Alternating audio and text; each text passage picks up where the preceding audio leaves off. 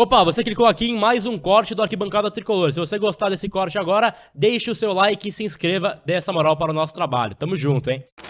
Eu estava expondo que o elenco de São Paulo, se ele tem as suas limitações ou a mediocridade que o glorioso internauta falou, os reservas eles não melhoram o time necessariamente. Não é uma garantia de mexer tudo. E óbvio, e quando eu estava falando, eu falei, e quando eu estava falando a escalação, quando eu estava dando a escalação, eu falei que o Luciano na meia não é o. Todo mundo tá falando, pô, você não fala do Luciano. Eu abri falando do Luciano, eu estou falando que o Luciano não foi bem, eu estou falando que o Luciano para mim não é meia, que o Lucas seria meia, né? Então é óbvio que eu faria alteração.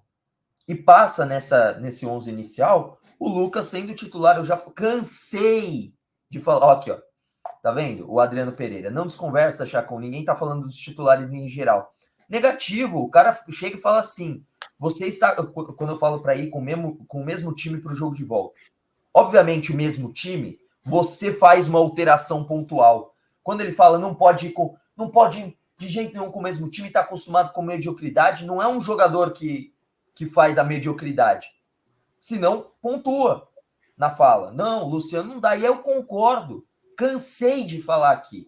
Eu tive um debate com o Fernando Camargo esses dias. O Fernando Camargo é contra o Luciano 100%, em vários aspectos. Eu acho que ele é um cara decisivo. A Pri, eu acho que está comigo nessa. Eu acho que ele é um cara decisivo. Mas, ao mesmo tempo, eu cansei de falar aqui que, para mim, o Luciano é banco. Para mim, o Luciano é um cara de saída de segundo tempo. Cansei de falar isso. Cansei. Quem acompanha de verdade aqui o Arquibancada todos os dias sabe disso. Sabe que eu cansei de falar que o Luciano, para mim, é banco. Para mim, o titular. Para mim, o ideal. Tá? O ideal. O ataque ideal com todo mundo 100% é na direita. Rato, que eu acho que é um bom jogador, que é um jogador que agrega ao time, que é um jogador taticamente inteligente. Né? Lucas, Ferreira e Caleri. Aí perguntou aqui, decisivo onde? Tem um gol em semi que bateu nas costas do Cássio. E um gol em final de Paulista que já estava 1-0, só isso em quase 5 anos. Cara, o ano não é só uma semifinal de Copa do Brasil e uma... É chegar até ela, né? É toda a construção, cara. É toda a construção. É um ano. É esse ano o São Paulo ser sólido no Campeonato Brasileiro, tá no G6, algo que não aconteceu nos últimos anos.